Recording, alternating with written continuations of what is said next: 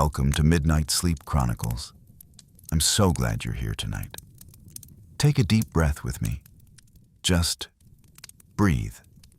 Let your shoulders drop. Let your jaw relax. Let everything that happened today begin to fade into the background. Tonight, I want you to do something simple. Look around the room you're in right now. Maybe you can see a mirror on the wall, or perhaps you passed one earlier today in your bathroom, in a hallway, in a store window. We see mirrors every single day, multiple times.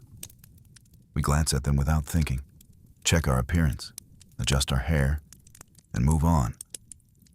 But have you ever stopped to truly look at a mirror? Not at your reflection, but at the mirror itself, at the smooth, cool surface, at the silvery backing, at the way it seems to hold light and depth simultaneously. Have you ever wondered where mirrors came from? Who first discovered how to create them? What secrets they might hold? Tonight, we're going to explore one of the most ordinary objects in your life and discover that it has the most extraordinary history. A history of obsession and murder, of technological genius and deadly poison, of wealth beyond imagination and lives cut tragically short, of political intrigue that toppled empires and shaped the modern world. We're going to journey to Renaissance Venice, to a small island where master craftsmen created objects more valuable than warships, where every mirror was worth a fortune, where the secret of their creation was guarded by spies and assassins, where men died young, driven mad by the very materials they worked with. And we're going to explore something deeper, something that connects those ancient Venetian mirrors to mysteries that science is only beginning to understand. Mirrors that might be more than just reflective surfaces, that might actually interact with time itself, with consciousness, with the fabric of reality. Before we begin, I'd love it if you could leave a like and subscribe to the channel. It truly helps. And I'm curious, have you ever felt strange looking into an old mirror? Like something was looking back at you? Share your thoughts in the comments. Now, let's begin our journey.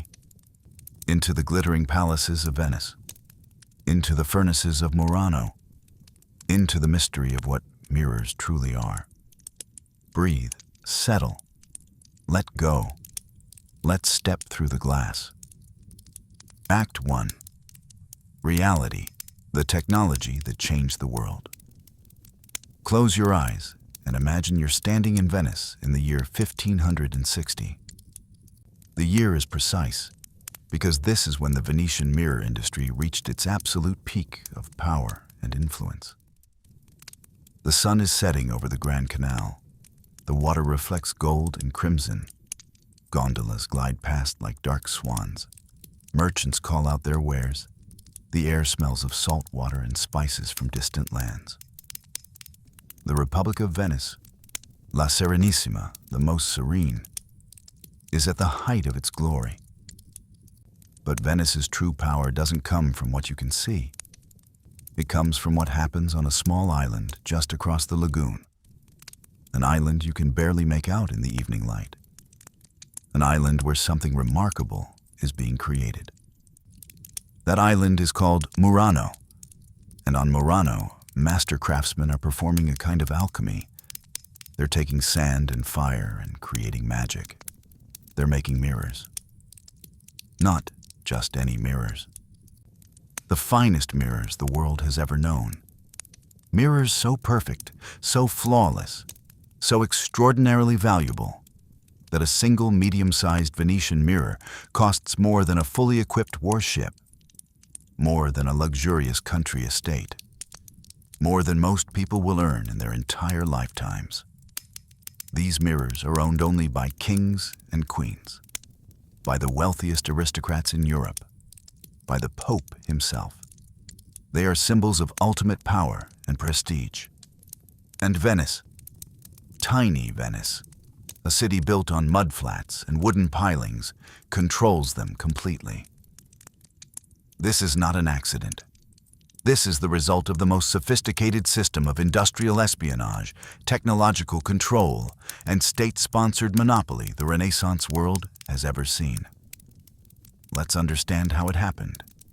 The birth of the monopoly glassmaking had existed for thousands of years. The ancient Egyptians made glass beads. The Romans created glass vessels. But these were crude, cloudy, imperfect. True, clear glass you could see through perfectly, was incredibly difficult to make. In the 13th century, Venetian craftsmen began experimenting with new techniques. They imported the finest sand from riverbeds. They burned specific coastal plants to create the purest ash. They refined their furnaces to achieve higher, more controlled temperatures. Slowly, over generations, they perfected their craft. And in the 15th century, a master glassmaker named Angelo Baroviere achieved something extraordinary. He discovered how to create cristallo, crystal clear glass. Glass so transparent it seemed to barely exist. Glass that rivaled rock crystal in purity. This was revolutionary. For the first time in human history, you could have a window that let in light but kept out wind and rain. You could have drinking vessels that showed the color of wine. You could have mirrors. But creating a mirror requires more than just clear glass. You need to make one surface reflective. And here, the Venetians discovered something even more valuable than cristallo. They discovered the perfect amalgam. An amalgam is a mixture of metals. And the Venetian amalgam was mercury and tin. Mercury, that strange liquid metal the alchemists called quicksilver or living silver. Combined with tin foil and applied to the back of perfectly clear glass, it created a reflection unlike anything the world had ever seen. The reflection wasn't just clear. It had depth. It had luminosity. It seemed to glow with its own inner light. When you looked into a Venetian mirror, you saw yourself with perfect clarity. Every detail, every shadow, every nuance of expression. It was almost supernatural. And to the people of the Renaissance, who had never seen anything like it, these mirrors seemed touched by magic. The Venetian government understood immediately what they had. Not just a luxury good, but a strategic asset. A technology that could generate enormous wealth. A monopoly that could last for centuries, if they protected it properly. And protect it, they did. With a ruthlessness that would shock us today. The Council of Ten. In Venice, the highest authority in matters of state security was the Council of Ten. Despite its name, it often had more than 10 members, but the number was traditional. The council operated in absolute secrecy. They met in closed chambers. They kept no public records. They employed spies throughout Venice and across Europe. The Council of Ten was not elected. Its members were drawn from the highest levels of Venetian nobility. They served for limited terms, constantly rotating to prevent any individual from gaining too much power. They were accountable to no one except each other, and they had unlimited authority to protect the interests of the Republic, including the authority to order executions without trial, to arrest anyone, to confiscate property, to do whatever they deemed necessary. When the Sa'awa mirror industry became critically important to Venice's economy, the Council of Ten took control of it. They declared the technology of mirror making a state secret. Revealing any part of the process to outsiders became high treason, punishable by death. But the council went further than that, much further. In the year 1291, nearly 3 centuries before our imagined sunset, the Venetian government had issued a decree. All glass furnaces within Venice proper must be moved to the island of Murano. The official reason was fire safety. glass furnaces operated at extremely high temperatures. In a city built almost entirely of wood, a furnace fire could destroy entire neighborhoods. This was true, but it wasn't the real reason. The real reason was control. By concentrating all glassmaking on a single small island, separated from Venice by water, the government could monitor everything. Who came and went? What materials were imported? What techniques were being used? Who the master craftsmen spoke with? The glassmakers of Murano became the most privileged workers in Venice. They were granted rights above ordinary citizens. They could wear swords, a privilege normally reserved for nobility. Their daughters could marry into patrician families without losing status. They paid reduced taxes, but they could never leave. Or more precisely, they could never leave permanently. A master glassmaker could visit Venice for the day, could travel to the mainland on business. But emigrating? Taking their knowledge to another city, another country? That was absolutely forbidden. And the penalty for attempting it was death. Not just for the craftsmen, but potentially for their entire family. This might seem extreme to us, barbaric even. But to the Venetian government, it made perfect economic sense. The mirror monopoly was generating enormous wealth. Protecting that monopoly was worth any cost. And the system worked. For over 2 centuries, Venice maintained almost complete control over the mirror trade. Every royal court in Europe bought Venetian mirrors. Every wealthy merchant aspired to own one. The price remained astronomical, and the gold flowed into Venice. But there was a cost, a terrible, hidden cost paid by the men who actually made the mirrors. The price of perfection. Let me tell you about the life of a master mirror maker on Murano in the 16th century. His name might be Giovanni, or Marco, or Alessandro. He probably learned the craft from his father, who learned it from his father. The knowledge passes down through families, carefully guarded. He wakes before dawn. The furnaces must be tended constantly. Letting them cool means days of work to bring them back to proper temperature. He eats a simple breakfast, bread, perhaps some cheese, watered wine. Then he goes to work, and his work is brutal. The furnace room is stifling. The temperature near the furnaces reaches hellish levels. Even in winter, the workers strip to the waist, sweat pouring off their bodies. In summer, it's barely survivable. Men collapse from heat exhaustion. Some die, but the heat is the least of the dangers. The real killer is the mercury. To create the reflective surface, the craftsman must apply mercury amalgam to the glass. This means working with liquid mercury directly, heating it, mixing it with tin, spreading it carefully across the glass surface. The process takes hours, days for larger mirrors. And the entire time, mercury vapor fills the air. Invisible, odorless, deadly. Mercury is a neurotoxin. When you breathe mercury vapor, it enters your bloodstream. It accumulates in your brain, your kidneys, your nervous system. It doesn't leave. With each breath, the poison builds. The first symptoms are subtle. A slight tremor in the hands, difficulty sleeping, irritability. The master craftsman notices, but ignores it.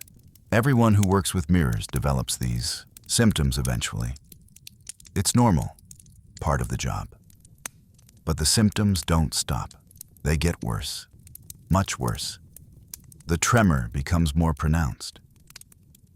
His hands shake constantly. This makes detailed work difficult. A craftsman whose hands shake cannot create the finest mirrors. His value decreases, his income drops, his teeth begin to loosen, then fall out. His gums recede, turning black. His breath becomes foul. Eating becomes painful. He develops severe mood swings, sudden rages, deep depressions. His family doesn't understand what's happening to him. He doesn't understand either. The personality changes seem to come from nowhere. Then the cognitive decline begins. Memory problems, difficulty concentrating, confusion, delusions, hallucinations. The other craftsmen have a term for this progression. They call it the mirror madness. Everyone knows about it. Everyone fears it. And everyone knows that if you work with Mercury long enough, it will happen to you. Most master mirror makers are dead by age 40. The best ones, the ones who create the finest, most valuable mirrors, often die even younger. Because creating the finest mirrors requires the most exposure to Mercury, the most time spent breathing those invisible vapors. The Venetian government knows all of this. The Council of 10 receives reports. They understand that their master craftsmen are dying young, driven mad by their work. And they do nothing. Because the mirrors are too valuable. The monopoly is too important. The wealth is too great. The craftsmen are sacrificed to maintain the Republic's power. Their lives traded for gold and political influence. They live in a golden cage, honored, privileged, protected from external threats, and slowly poisoned by their own creation. This is the dark heart of the Venetian mirror trade. Magnificence built on suffering, beauty created through poison, wealth extracted from shortened lives. The craftsmen know the truth, but what choice do they have? This is their family's trade, their livelihood, their identity. And besides, leaving means death. The Council of 10 has made that very clear. So they stay. They work. They create objects of extraordinary beauty while their bodies slowly fail. They produce mirrors that will last centuries, while their own lives are measured in decades. And sometimes, late at night, when the furnaces burn low and the workshop is quiet, they look into the mirrors they've created. And they wonder, what are we truly making here? What is the real cost of these perfect reflections? These questions have no answers. Not yet. So they return to work, and the furnaces burn on, and the mercury vapors rise, and the mirrors multiply, and Venice grows richer. But nothing lasts forever. Every monopoly eventually breaks. Every secret eventually escapes. And the story of how Venice lost control of the mirror trade is a tale of espionage, betrayal, and murder on a grand scale. The French Gambit. Let's move forward in time. The year is now 1665. Louis XIV, the Sun King, rules France from the magnificent palace at Versailles. Louis is obsessed with grandeur, with creating a court so spectacular, so overwhelming in its beauty and luxury, that all of Europe will recognize France as the supreme power. He's building Versailles into something unprecedented, a palace that will eclipse every other royal residence in the world. And for this vision, he needs mirrors. Lots of mirrors, enormous mirrors, the finest mirrors available, which means Venetian mirrors. But there's a problem. Louis is spending a fortune on Venetian mirrors. Gold is flowing out of France into Venice at an alarming rate. And Louis doesn't like being dependent on anyone, especially not on a rival maritime power. His finance minister, Jean-Baptiste Colbert, presents a solution. Stop buying mirrors from Venice. Start making them in France. Break the Venetian monopoly. Louis loves the idea. There's just one problem. France doesn't know how to make Venetian quality mirrors. The technology is secret, protected by the Council of 10, protected by centuries of carefully guarded knowledge. Colbert's response is simple. Steal it. Send agents to Venice. Recruit Venetian craftsmen. Bring them to France. Have them teach French workers the techniques. Create a French mirror industry. This is industrial espionage on a scale the world has rarely seen. And it requires extraordinary planning, resources, and ruthlessness. Colbert's agents begin working in Venice in 1665. They identify the top mirror makers, the ones whose work is most highly valued, and they make contact, carefully, secretly. Because if the Council of 10 discovers what's happening, everyone involved will die. The approach is sophisticated. The agents don't immediately offer to smuggle the craftsmen out of Venice. That would be too obvious, too suspicious. Instead, they build relationships. They frequent the same taverns. They make friends. They learn about the craftsmen's lives, their frustrations, their dreams, and they discover something useful. The master craftsmen are not happy. They're trapped on Murano. They watch Venetian merchants grow rich from their work while they breathe poison and die young. They have skills that are valuable beyond measure, yet they're essentially prisoners. The French agents offer freedom, wealth, a chance to work in Paris, creating mirrors for the greatest king in Europe. Generous salaries, housing, protection, everything they could want. And slowly, one by one, craftsmen agree. The planning is meticulous. The craftsmen can't just disappear. That would alert the Council of 10 immediately. They have to leave naturally. During authorized travel, in small groups or individually. Over the course of several years, French agents successfully extract multiple Venetian mirror makers, getting them out of Venice, across borders, to Paris, to safety. It's one of the most successful espionage operations in history. When the Council of 10 finally realizes what's happening, they're furious. But it's too late. The knowledge is already in France. The Council's response is brutal and immediate. The assassins. The Council of 10 has agents throughout Europe, spies in every major court, in every commercial center. They have networks that can track people across continents. And they have access to professional killers. These killers have a name: bravi, hired swords, assassins willing to kill for money. Venice employs them regularly for state business. And now, they're sent after the escaped mirror makers. The orders are clear: kill the traitors, every one of them, and make it look like natural causes or accidents. No obvious murders that might create diplomatic incidents with France. Poison is the preferred method. Poison is quiet, subtle, perfect for creating plausible deniability. And here's a horrible irony. Some of the poisons the assassins use contain mercury, the very substance the mirror makers spent their lives being slowly poisoned by. Now it kills them quickly. A concentrated dose in wine or food. Death within hours or days. The craftsmen in Paris begin dying, one after another. Sudden illness, heart failure, accidental death. The French authorities suspect foul play, but can't prove anything. Louis and Colbert are outraged, but they can't retaliate openly. That would mean admitting they stole Venetian state secrets. It would mean acknowledging that France employed espionage against a sovereign nation. Politically impossible. So the deaths continue. The Council of 10 is sending a message to any craftsman who might consider betraying Venice. You cannot escape. You cannot hide. We will find you, and we will kill you.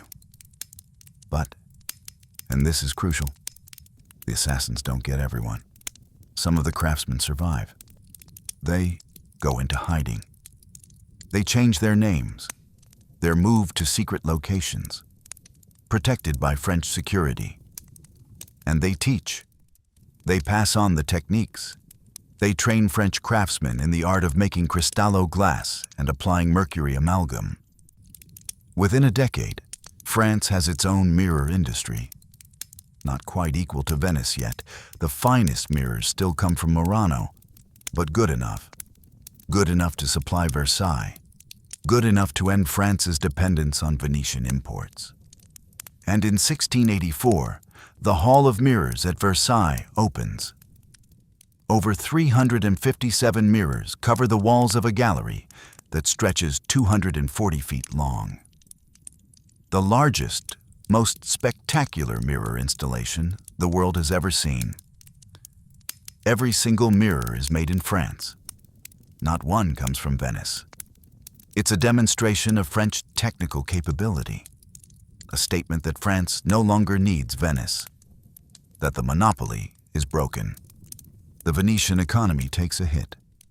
The mirror trade continues. Venetian mirrors still command premium prices for their superior quality, but the stranglehold is gone. Other nations begin developing their own mirror industries. Venice's golden age is ending. But the story of Venetian mirrors doesn't end there, because we haven't yet addressed the deepest mystery, the question that has fascinated people for centuries. What exactly is a mirror? Just a piece of glass with reflective backing? Or something more? Something stranger? Something that might actually interact with time and consciousness in ways we're only beginning to understand? The craftsmen of Murano believed mirrors were more than just objects. They had spent their lives working with them, creating them, staring into them, and they noticed things, strange things, things that made them wonder. And in the centuries since, others have wondered too. Scientists, mystics, anyone who has truly looked, not just glanced, but truly looked, into an old mirror and felt something uncanny, something that suggests mirrors might be windows as well as reflections. Let's explore that mystery now. Let's move from the documented history into the realm of legend and speculation, into the strange stories that have gathered around Venetian mirrors like shadows. Take a breath. Let your mind become more receptive. We're leaving the solid ground of historical fact and entering territories where history, legend, and mystery blur together. Act 2. Legends, the mirrors that remember. There's a palazzo in Venice. I won't tell you which one. But it's old, very old, built in the 14th century by one of the great merchant families. And in one of its rooms hangs a mirror. A Venetian mirror from the 16th century. The mirror is large, perhaps 5 feet tall, 3 feet wide. The glass shows its age. There are small imperfections, bubbles trapped in the glass, slight waviness. The silvering at the back has darkened in places, creating shadows in the reflection that weren't there when the mirror was new. The current owners of the palazzo don't use this room much.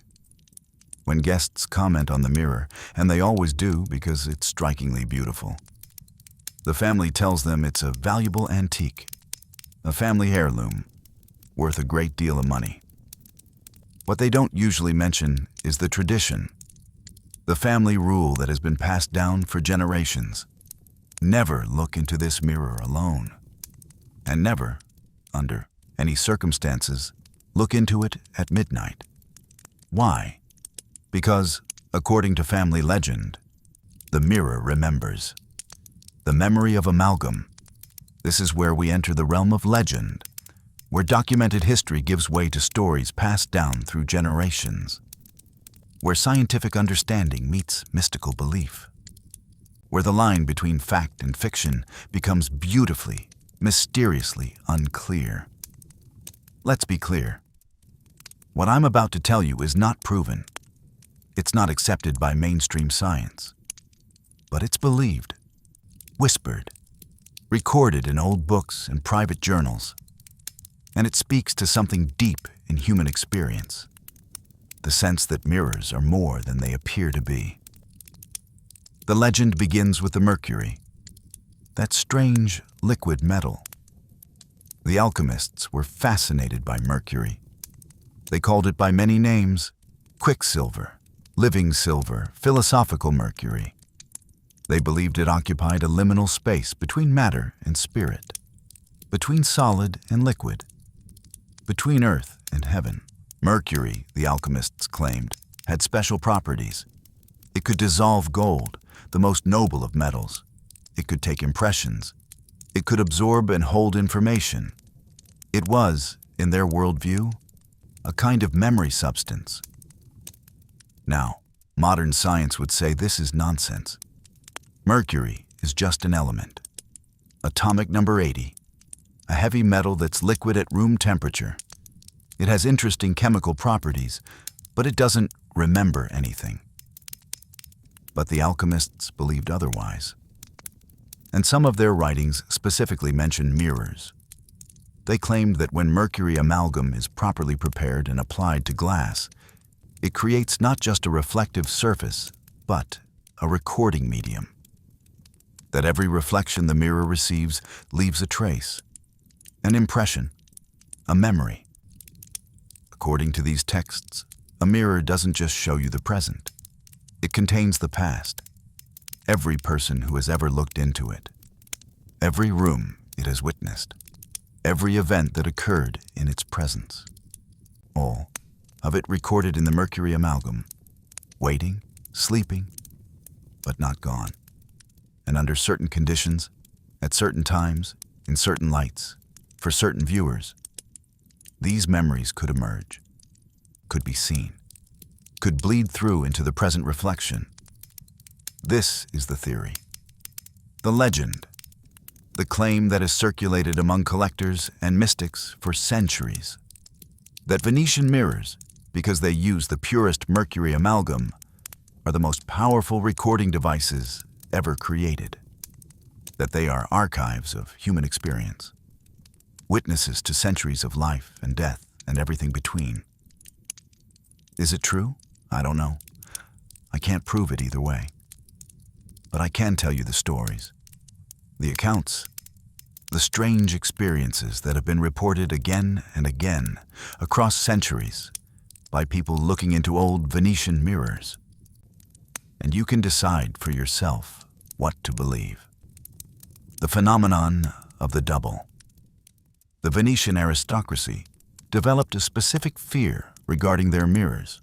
They called it vedere il doppio, seeing the double, the doppelganger, the shadow self. The fear went like this.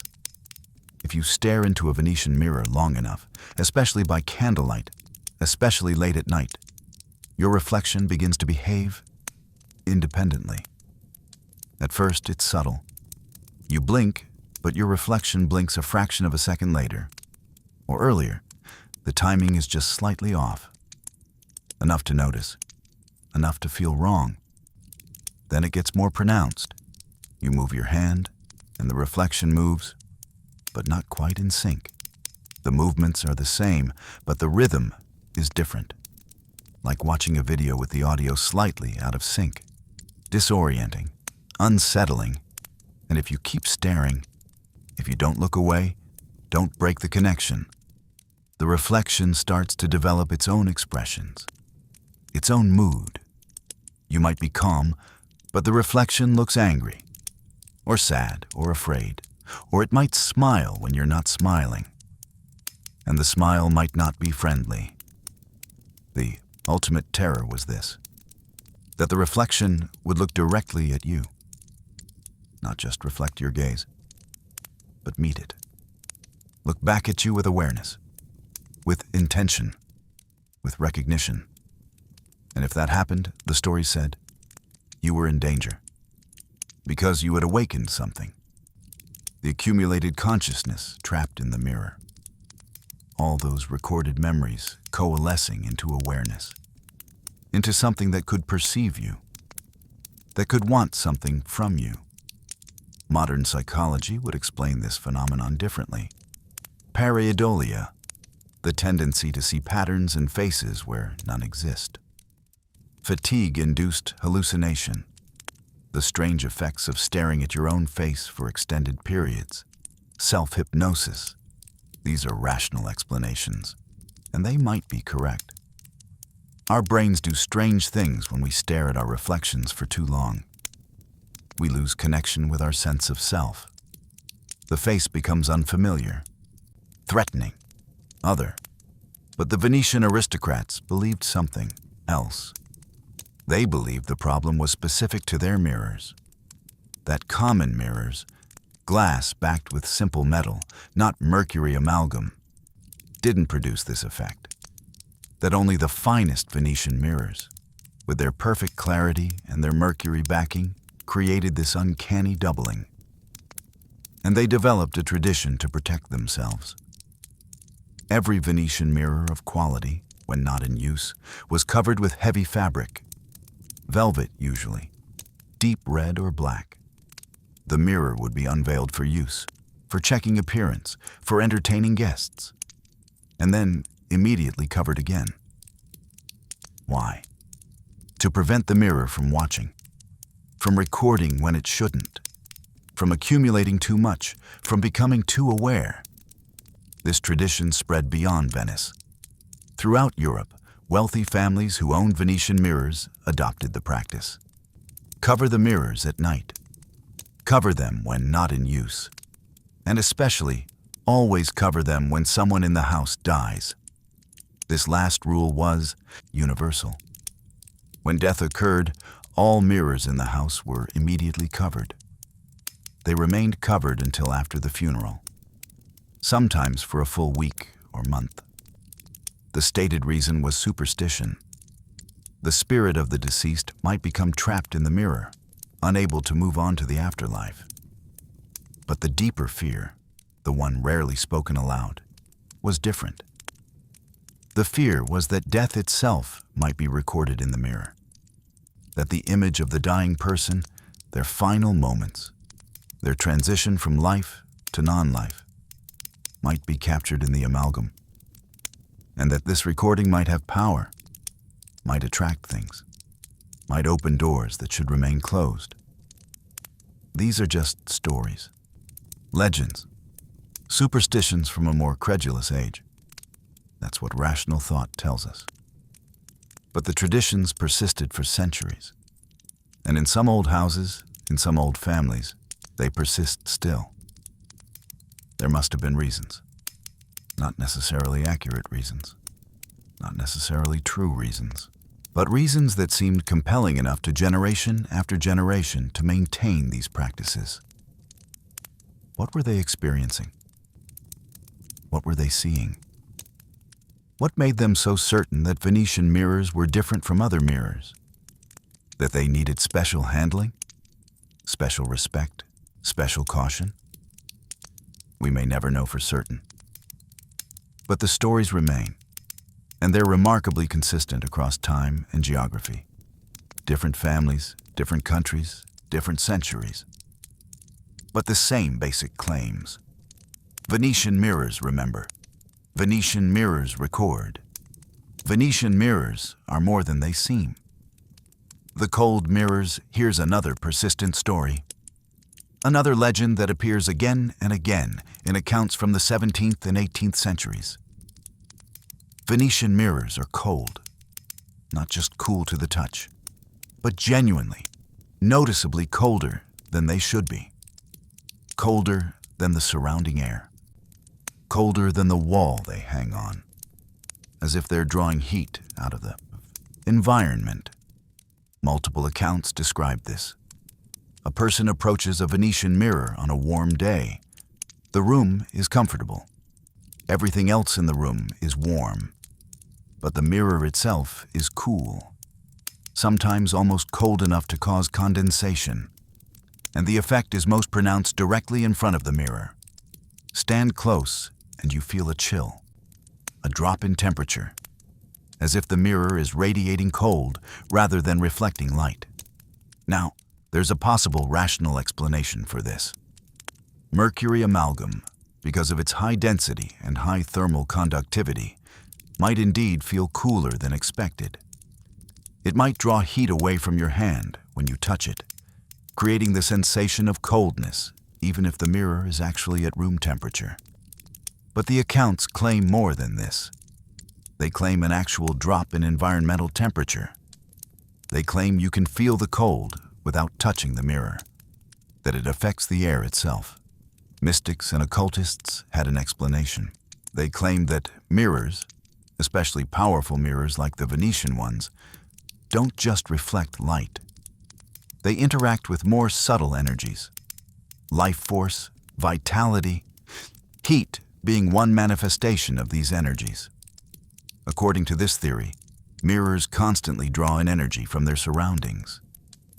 This is how they record. This is how they build up their store of memories.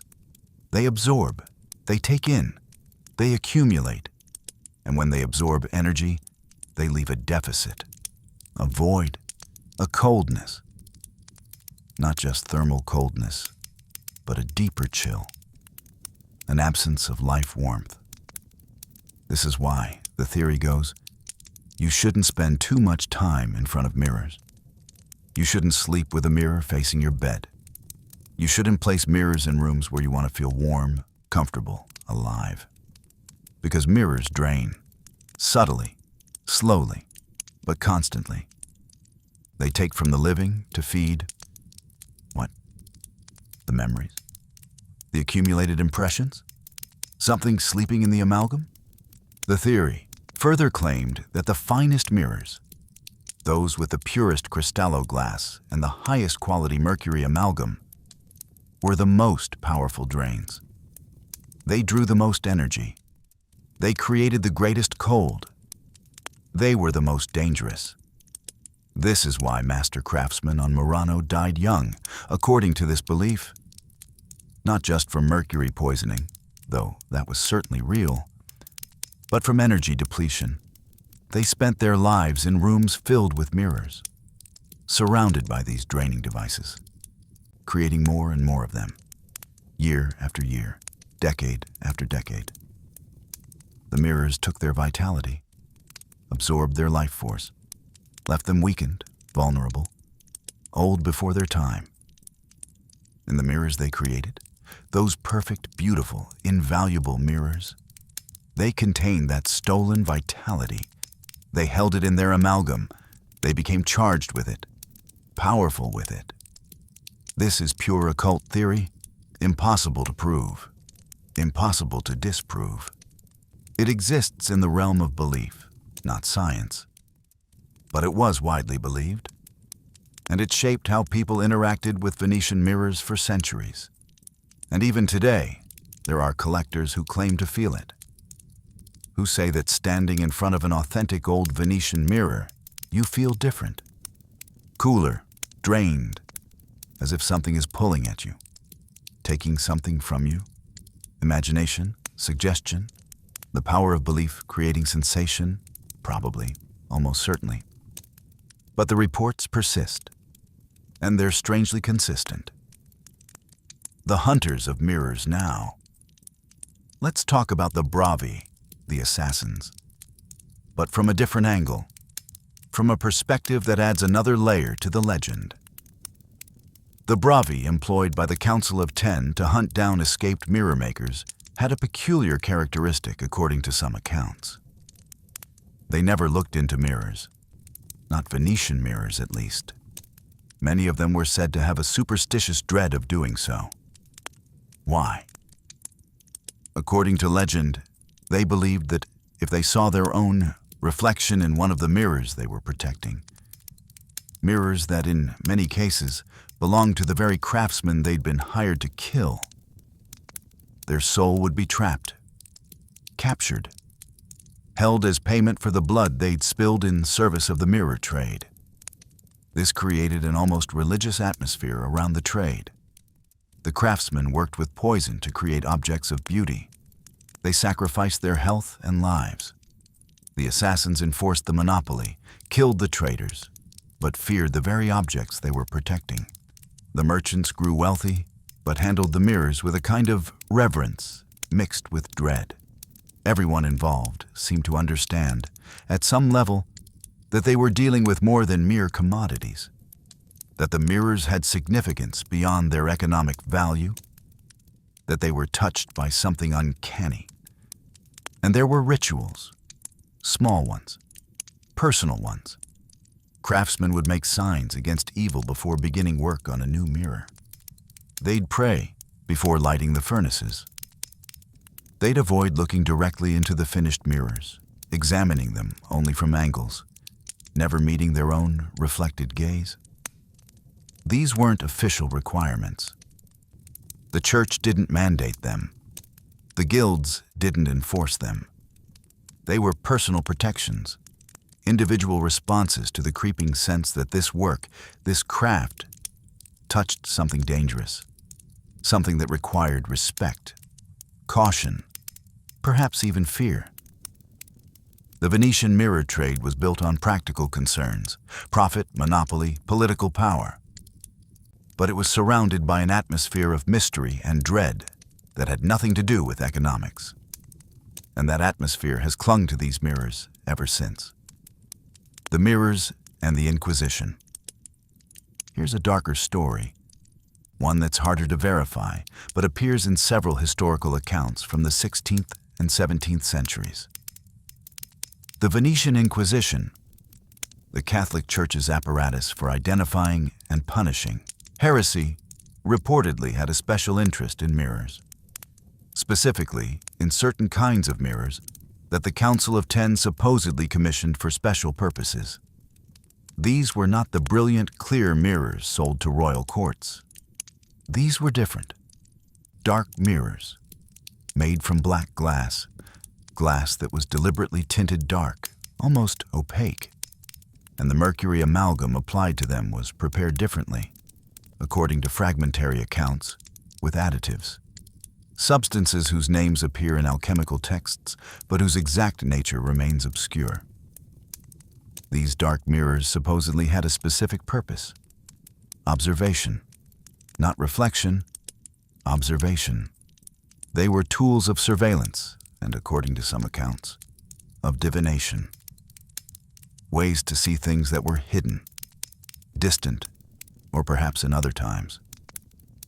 The Inquisition used these mirrors, the stories claim, to identify heretics, to see into the souls of suspects, to perceive truths that ordinary interrogation couldn't uncover, and to communicate across distances, coordinating their activities across Italy and beyond.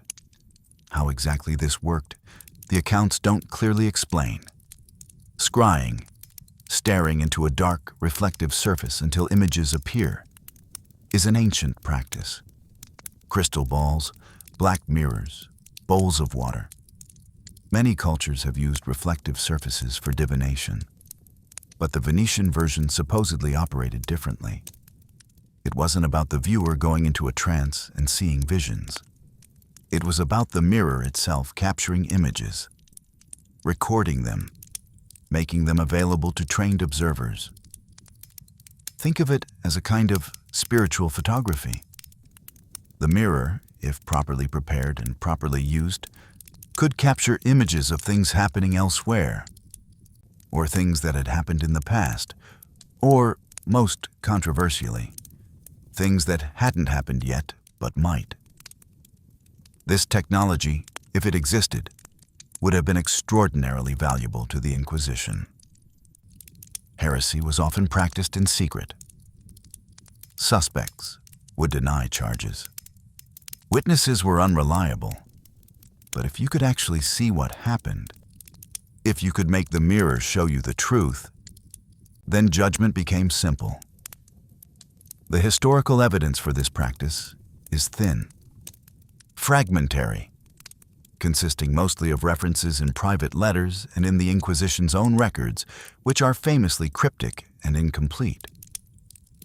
But the references are there, and they're consistent enough to be intriguing. And there are accounts, again, difficult to verify, of Inquisition officials ordering the destruction of specific mirrors. Mirrors that had supposedly recorded things that shouldn't be remembered. Events that needed to be forgotten. Images that were too dangerous to allow to exist. These mirrors were not just covered or hidden. They were destroyed, shattered, the pieces ground to powder, the powder mixed with holy water and buried in consecrated ground. The locations kept secret. Why such elaborate destruction? If they were just pieces of glass and metal, why not simply break them and throw them away? Why the ritual? Why the secrecy? Unless the authorities believed that what the mirrors contained needed special handling, that simply breaking them wasn't enough, that the images, the memories, the recordings trapped in the amalgam had to be spiritually neutralized, rendered powerless, prevented from escaping into the world. These are the darkest legends surrounding Venetian mirrors, the ones that suggest they weren't just luxury goods or even just uncanny recording devices, but tools of power, instruments of control, windows into realms that human beings perhaps shouldn't access. Are they true? I don't know. Probably not in any literal sense. But they tell us something about how these mirrors were perceived, the awe and dread they inspired, the sense that they were more than they appeared to be. The modern collectors. Let's jump forward to the 20th century. The age of science, of rational thought, of technology and evidence-based reasoning. And yet, the legends persist. Among collectors of antique mirrors, among dealers in historical artifacts, among certain scholars and historians, you find people who claim that Venetian mirrors are special. Not all of them. Modern Venetian mirrors, mirrors made in Murano today using similar techniques, are beautiful. But they don't seem to carry the same charge. It's the old ones, the mirrors from the 16th, 17th, 18th centuries. Those are the ones that produce effects. What kind of effects? The reports vary, but common themes emerge. Feeling watched when near the mirror, a sense of presence, of attention, as if something in or behind the mirror is aware of you. Dreams. People who acquire old Venetian mirrors often report strange dreams. Dreams of people they don't know, of places they've never been, of events from different eras, as if the mirror is sharing its memories during sleep. Photographic anomalies. When you photograph an old Venetian mirror, or photograph someone in front of one, sometimes strange things appear in the image. Faces in the background that weren't there, shadows that don't match the lighting, distortions that can't be explained by lens effects or digital artifacts, temperature fluctuations. The old legends about cold mirrors, still reported. Collectors claim that the temperature near an authentic old Venetian mirror is measurably lower than surrounding areas. Not dramatically, just a degree or two, but consistently, and occasionally, very rarely, something more disturbing. A glimpse in the mirror of something that isn't there. A figure, a face, a scene. There for a moment, then gone. Explained away as tiredness, as trick of light, as imagination, but disturbing nonetheless. These accounts come from educated, rational people. Museum curators, art historians, professional collectors, people who are not prone to superstition. And yet they report these experiences. Not all of them, not always, but often enough to establish a pattern. What does it mean? There are several possibilities. 1. It's all suggestion and expectation. People know the legends. They expect mirrors to be uncanny. So they interpret normal experiences through that lens. They see what they expect to see. Perfectly rational psychological explanation. 2. There are genuine physical effects we don't fully understand yet. Perhaps the Mercury amalgam does interact with electromagnetic fields in unusual ways. Perhaps old glass has optical properties that create subtle perceptual distortions. Perhaps there are measurable phenomena here that science simply hasn't studied carefully enough. 3. The legends are true. Mirrors, especially Venetian mirrors made with the finest materials and the most skilled craftsmanship, do something more than reflect. They record. They remember. They interact with consciousness and time in ways that our current scientific paradigm can't accommodate, but which might someday be explicable. I don't know which explanation is correct. Maybe all three are partially true. Maybe none are. But the persistence of the accounts, across centuries, across cultures, from diverse observers, suggests something is happening, even if we can't quite agree on what. And this brings us to the deepest question, the one that connects Venetian mirror legends to cutting-edge physics and consciousness research. The question of whether mirrors might actually be something more than we've imagined, whether they might be, in some sense, time machines, consciousness interfaces, recording devices for realities we're only beginning to understand. Let's explore that possibility now. Let's move from legend into the realm where mysticism and science converge, where ancient intuitions meet modern research, where the past and future blur together. Take a breath. Open your mind. We're entering the deepest waters of this mystery. Act 3. Mythology, mirrors, time, and consciousness. There's a scientific installation in Siberia. It was built in the 1990s at the Institute of Experimental Medicine in Novosibirsk. It's based on the theories of a Russian astrophysicist named Nikolai Kozyrev. The installation consists of aluminum sheets formed into a spiral, a kind of cylindrical chamber where a person can sit, surrounded by reflective surfaces. Not mirrors, exactly. Polished aluminum, not glass and mercury. But reflective, designed to focus and concentrate something that Kozyrev believed existed, but that mainstream science doesn't recognize. He believed in a physical flow of time, not time as we normally conceive it, as a dimension, a measure of change, but time as an actual substance, an energy, something that flows like a river, that can be detected, that can be focused, that can be interacted with. And he believed that mirrors, reflective surfaces, could manipulate this flow, could concentrate it, could create zones where time behaved differently, where consciousness could access information that normally would be unavailable. People who sit inside these Kozyrev mirrors report extraordinary experiences.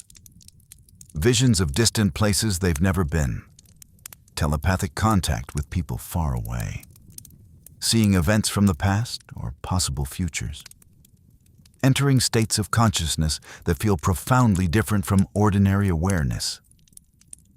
Are these experiences real? Are they measuring something genuine?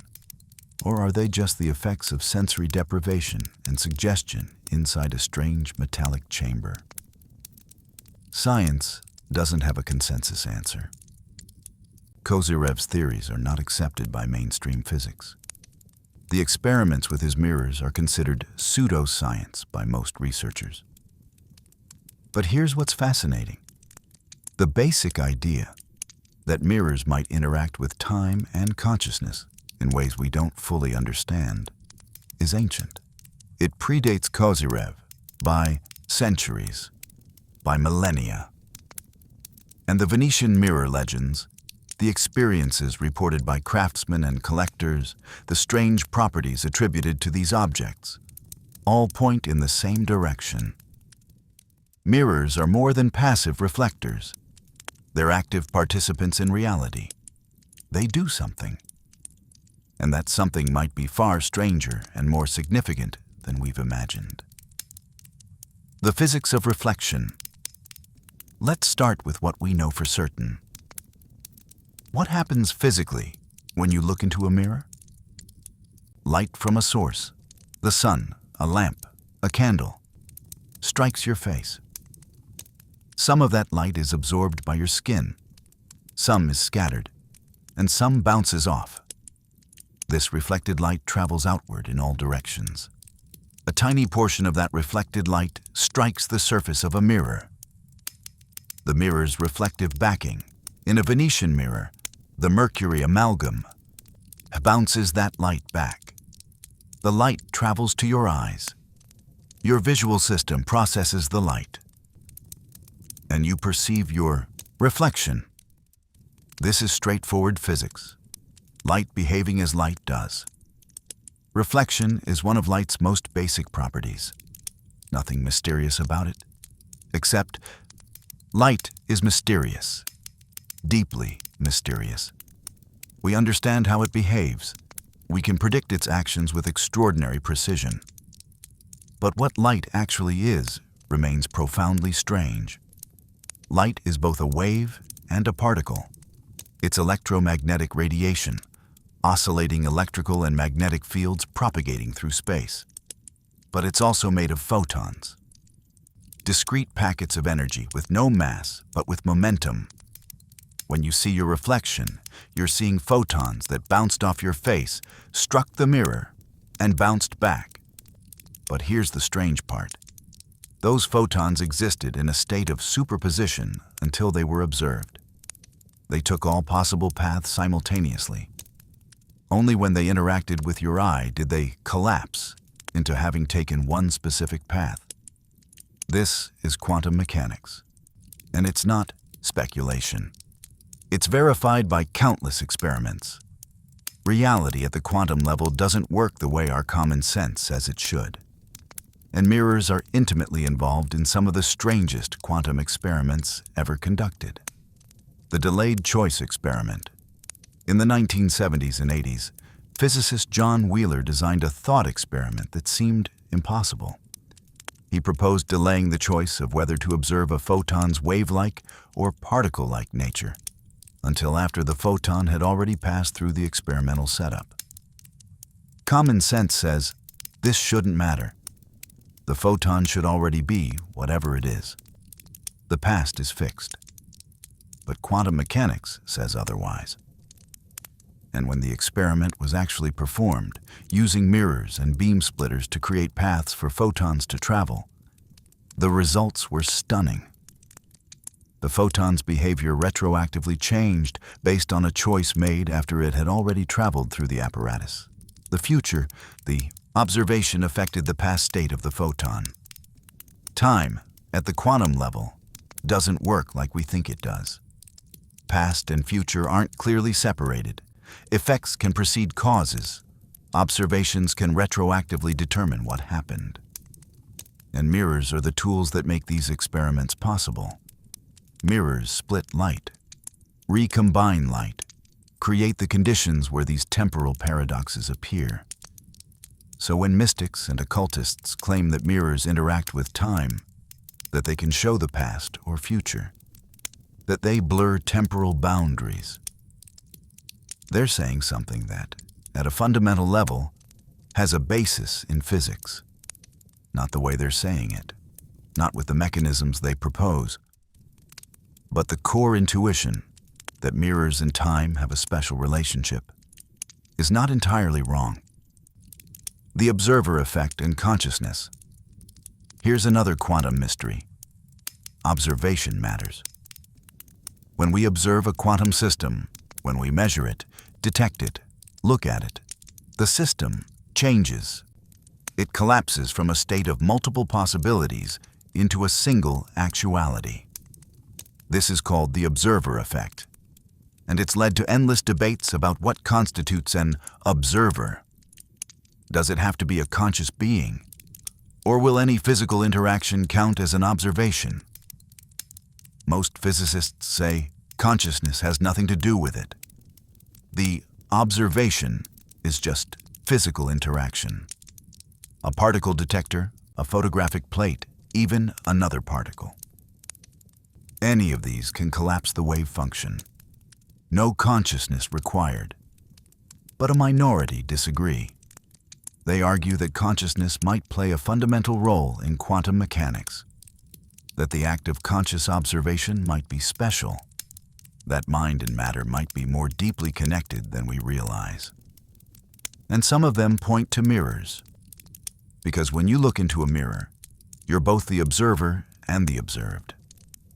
You're creating a loop, a feedback system where consciousness encounters itself mediated through photons and reflective surfaces. What happens in that loop? Does it create effects we haven't characterized? Does consciousness interacting with its own reflection through the medium of a quantum system produce phenomena that ordinary physics doesn't predict? We don't know. These are open questions at the frontier of physics and philosophy of mind. But they're being asked. And the fact that they're being asked gives a kind of legitimacy to the ancient sense that mirrors are special, that they're not just passive objects, but active participants in the relationship between consciousness and reality. Mercury and quantum coherence. Now let's talk about Mercury specifically. Why might Mercury amalgam be special? Is there anything in modern physics that would distinguish it from other reflective surfaces? Possibly. Mercury is unique among metals in several ways. It's liquid at room temperature. It has extremely high surface tension. Its electron configuration creates unusual properties. And recently, some researchers have investigated whether Mercury might exhibit quantum coherence at larger scales than other materials. Quantum coherence, the phenomenon where quantum effects persist in larger, more complex systems, is usually fragile. It breaks down quickly at anything above the microscopic scale, at anything above extremely low temperatures. But Mercury might be different. Its unique properties might allow quantum effects to persist longer at larger scales, at higher temperatures. If this is true, and it's speculative, we're at the edge of current research. Then a Mercury mirror might maintain quantum properties that other mirrors don't. It might interact with light in ways that preserve quantum information that would normally be lost. And if quantum information is preserved, if the mirror maintains coherence, then it might be capable of things we don't expect, recording information at the quantum level, maintaining superpositions, acting as a kind of quantum computer processing photons and consciousness and time in ways we're only beginning to imagine. This is highly speculative. I want to be clear about that. But it's not pure fantasy. It's based on real physics, real experiments, real investigations into the boundaries of what's possible. And it offers a possible mechanism, a scientific mechanism, however speculative, for why old beliefs about Venetian mirrors might contain a kernel of truth. Why craftsmen and mystics and collectors might have noticed something real, even if they described it in pre-scientific language. The holographic universe. There's a radical idea in theoretical physics called the holographic principle. It suggests that all the information in a three-dimensional region of space might be encoded on its two-dimensional boundary. That our three-dimensional reality might be, in some sense, a projection from a lower dimensional substrate. If this is true, and some versions of string theory support it, then every surface might contain far more information than we realize. And reflective surfaces might be special because they don't just sit on the boundary, they interact with it. They send information back and forth. They create loops. A mirror, in this view, isn't just showing you your reflection.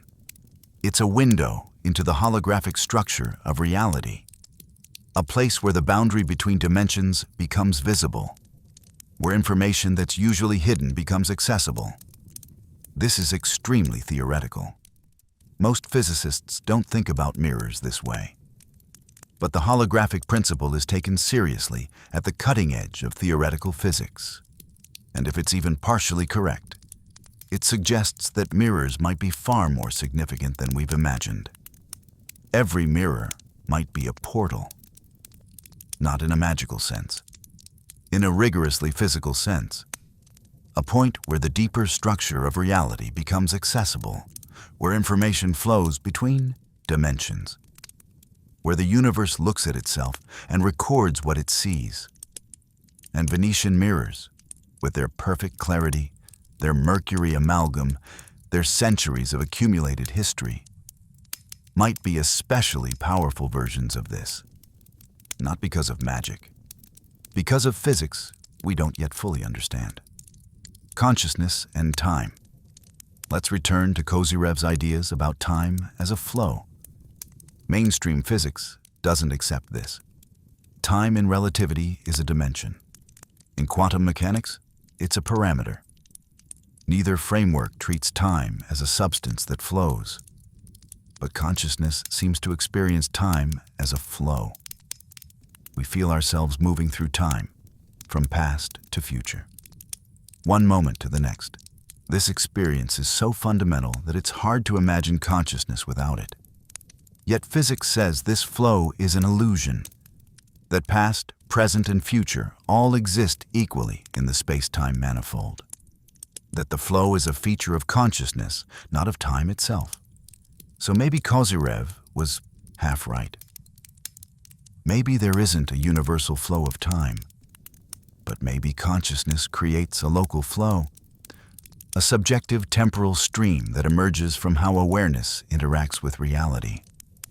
And maybe mirrors, especially mirrors that have been witnesses to consciousness for centuries, pick up traces of this flow, accumulate it, record it, not in the Mercury as physical storage, but in the quantum information structure that emerges from centuries of light and consciousness interacting with the reflective surface. This is speculation piled on speculation, but it offers a possible synthesis, a way that ancient beliefs, modern physics, and reports of mirror phenomena might all fit together. Mirrors don't passively reflect. They actively participate in the relationship between consciousness and time. They're interfaces, meeting points, places where the subjective and objective, the temporal and eternal, the mental and physical, interact and exchange information. And old mirrors that have served this function for centuries, that have been participants in countless moments of human consciousness encountering itself, might carry traces of all those encounters, might be changed by them, might have properties that new mirrors lack. The pattern that connects. Let's step back and look at the whole picture. What are we really talking about when we discuss Venetian mirrors? We're talking about objects created through human skill and suffering. Craftsmen who sacrificed health and life to create beauty. Objects that carried enormous economic and political significance, that shaped the balance of power in Renaissance Europe, that were valuable enough to kill for. We're talking about objects surrounded by legends and superstitions, claims that they remember, that they record, that they interact with consciousness and time in uncanny ways. Stories passed down through generations, across cultures, remarkably consistent in their core themes. We're talking about objects that modern physics suggests might indeed have special properties we don't fully understand, that might interact with quantum systems and consciousness in ways that normal matter doesn't, that might genuinely be windows into deeper structures of reality. And we're talking about objects that still exist, that are still around us, that we use every day without thinking about their history, their significance, their possible nature. Every time you look into a mirror, any mirror, not just Venetian ones, you're engaging in a profound act. You're creating a loop where consciousness encounters itself. You're participating in a dance of light and matter and mind that we still don't fully comprehend. The mirror shows you yourself, but it's not a simple showing. It's not like looking at a photograph or a video. When you look into a mirror, you're there, present, creating the image in real time through the act of looking. And the image looks back.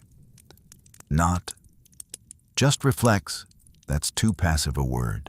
It meets your gaze, it moves with you, it's synchronized to you in a way that feels both natural and uncanny. Because it's you, but it's also not you. It's a copy, but it's also the original in that moment. This paradox, that the reflection is both you and not you, both real and image, both current and timeless, is at the heart of what makes mirrors so psychologically powerful. And it might also be at the heart of what makes them physically significant. The mirror as teacher. The mystics have always understood mirrors as teaching devices. They use them for meditation, for self-examination, for accessing altered states of consciousness. Scrying, staring into a reflective surface to receive visions, is one of the oldest mystical practices. Crystal balls, black mirrors, bowls of water, different cultures, different materials, but the same basic technique. You quiet your mind. You focus on the reflection. You allow your consciousness to enter a state where normal boundaries dissolve. And in that state, you might see things. Not with your physical eyes exactly, but with something else. Inner vision, intuition, the deep mind speaking in images. Are these visions real? Are they accessing genuine information? Or are they just the mind's own content rising to the surface, given form by the meditative state? Both, perhaps. The mind contains vast amounts of information, memories, patterns, insights, that are not normally accessible to conscious awareness. Meditation and altered states can bring this information forward. Give it shape. Allow it to be seen. And maybe mirrors facilitate this. Maybe their physical properties, the way they interact with light, with quantum systems, with the electromagnetic fields generated by neural activity, help create conditions where consciousness can access its own depths more easily. The Venetian mirrors, in this view, would be especially powerful tools, not because they're magical, but because they're perfectly crafted. Because their clarity and their composition create ideal conditions for the delicate interplay between consciousness and matter. Because they're fine-tuned instruments, even if their makers didn't fully understand what they were tuning. This might explain why old Venetian mirrors feel different to sensitive individuals, why they seem to facilitate experiences that modern mirrors don't.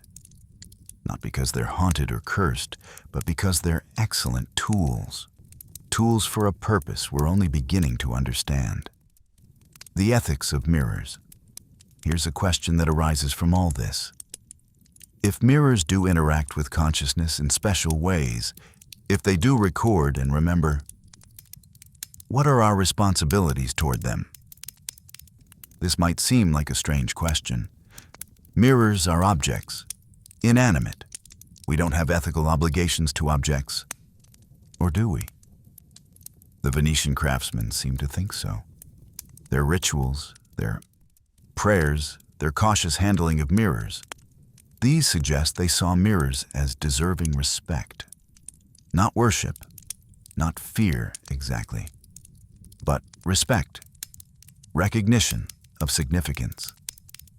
And if mirrors are indeed recording devices, capturing traces of everyone who looks into them, then they're archives, repositories of human experience. And archives deserve care, preservation, thoughtful stewardship. When a museum acquires an old Venetian mirror, they're not just acquiring an art object or a historical artifact. They're acquiring a witness, something that was present for centuries of human life, that holds, in whatever way it holds things, traces of all those lives. This creates responsibility. The responsibility to preserve, to study carefully, to treat with the seriousness that such objects deserve. And on a personal level, it suggests we might want to be more thoughtful about how we use mirrors. Not superstitious, not fearful, but aware, conscious of what we're doing when we gaze into a reflective surface. Because if mirrors remember, whether through quantum effects or through our own projected consciousness, then we're leaving traces, creating records, contributing to the accumulated information in these objects. What do we want those traces to be? What do we want to leave behind in the mirrors we use? Random glances, vain checking of appearance, or moments of genuine self-awareness? Instances of consciousness meeting itself with honesty and depth? This might be the ultimate teaching of the Venetian mirrors. Not that they're mystical or dangerous, but that they're significant. That reflection is significant.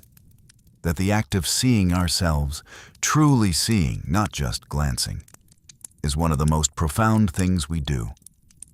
And objects that facilitate that seeing deserve our respect, our care, our thoughtful attention. The future of mirrors. Where does this lead us? What's the future of our relationship with mirrors? Technology is already creating new kinds of mirrors. Smart mirrors that display information, mirrors with embedded screens and sensors, mirrors that can recognize faces, analyze skin conditions, track health metrics. These digital mirrors are powerful, useful. They extend what mirrors can do. But they also change something fundamental. They break the direct loop between observer and observed.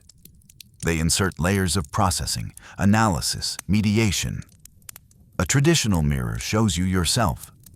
Nothing more, nothing less. What you see is what's there. The relationship is simple, direct, unmediated.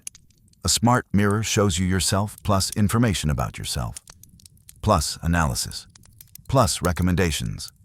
The relationship becomes complex, mediated, interpreted. This might be progress, or it might be loss, or both. As with most technological change, we gain some things and lose others. But understanding what we might be losing requires understanding what traditional mirrors actually do, what they actually are. And that's what this exploration has been about. If mirrors are just reflective surfaces, useful for practical purposes like checking appearance, then smart mirrors are pure improvement. More function, more utility, better in every way. But if mirrors are something more, interfaces with consciousness, recording devices, tools for self-awareness, possibly even windows into quantum reality, then we need to be careful. We need to preserve the old alongside the new. We need to maintain access to direct, unmediated reflection even as we develop enhanced versions. The Venetian mirrors can teach us this. They remind us that objects created with profound skill, used for centuries, witnesses to countless human moments, have a kind of dignity, a kind of accumulated significance. They're not just antiques or collectibles. They're part of the human story, part of how we've learned to see ourselves, part of our ongoing dialogue with consciousness and reality. And they suggest that sometimes the old ways of making things, with poison and suffering and years of training and master craftsmanship, create objects that have properties we still don't fully understand, objects that can't be easily replicated, objects worth preserving not just as historical curiosities, but as functional tools for exploring what it means to be conscious, to be human, to see and be seen.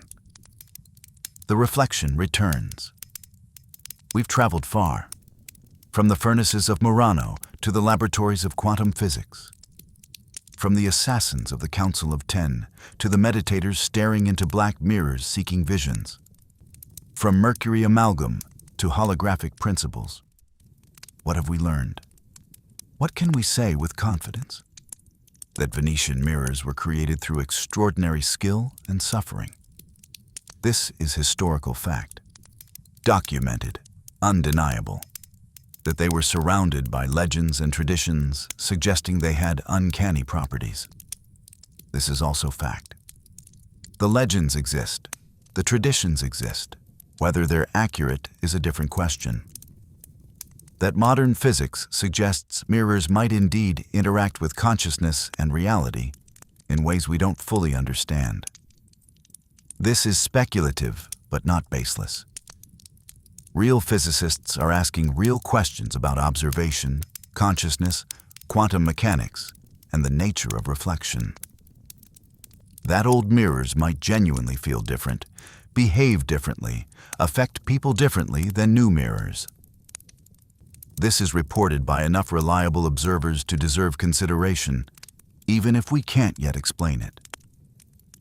And that perhaps, just perhaps, the craftsmen and mystics and collectors who treated mirrors as special were not entirely wrong.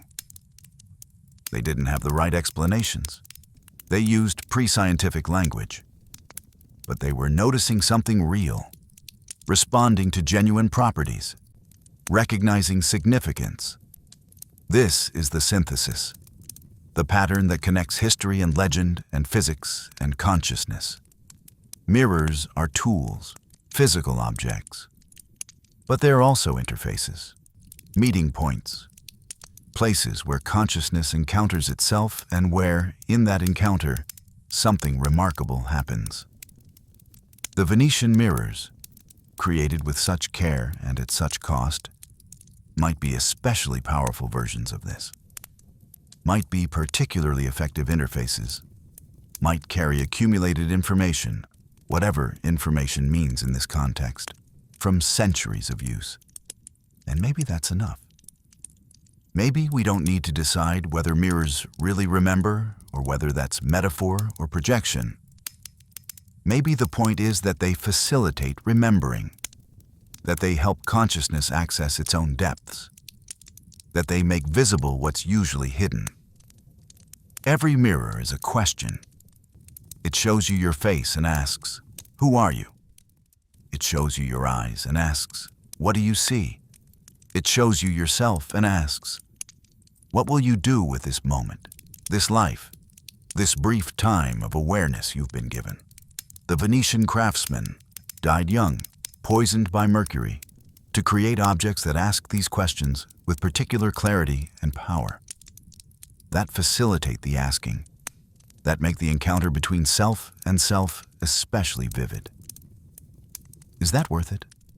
The suffering, the cost, the lives cut short. There's no easy answer. But it was worth something to those craftsmen. They chose it, knowing the cost, creating beauty even as the poison accumulated, leaving behind objects that still function, still teach, still ask their questions, centuries later. And maybe in the end, that's what matters. Not whether mirrors are mystical or mundane, but what they enable, what they facilitate, the moments of genuine self-awareness they make possible.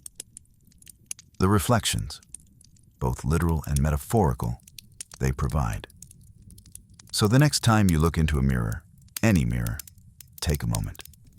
Really look, not at whether your hair is right or your skin is clear, but at the fact of seeing yourself, at the strange loop of consciousness, meeting itself, at the profound oddness of this thing we do every day, without thinking.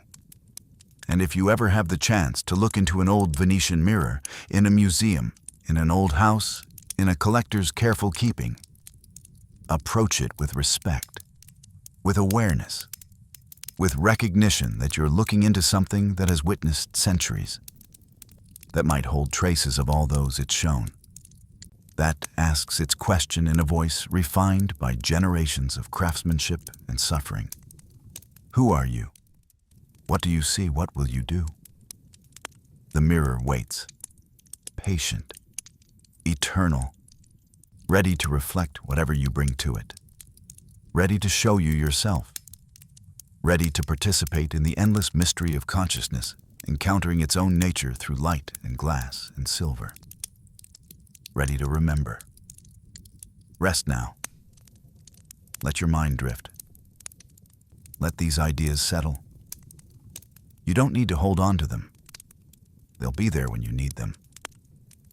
When you next look into a mirror and wonder for just a moment about what you're really seeing, Sleep well.